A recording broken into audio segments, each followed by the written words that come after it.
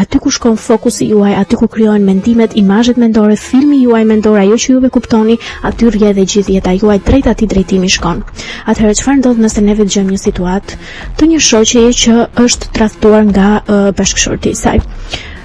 E përjetojmë, e krijojmë atë imazhin, të gjithë të skenën që unë po ju tregoja, e përjetojmë, por truri nuk e kupton që kjo gjë ka ndodhur tek personi tjetër. Truri ka vetëm veten e parë, mendon në veten e parë, dëgjon në veten e parë dhe vepron në veten e parë. Pra të gjithë fokusin e merr në veten e parë dhe të gjithë të historinë e kësaj shoqes e quan sikur po i ndodh vetes vet. Dhe në këtë moment kur truri e fokuson sikur kjo është një histori, pra ai po e programon të gjithën, po e shikon filmin realisht.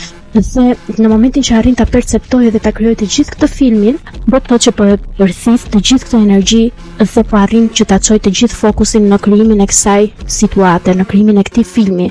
Dhe keni parasysh, aty ku shkon fokusi i gjithë, aty ku thithet e gjithë energjia, aty krijohet jeta juaj.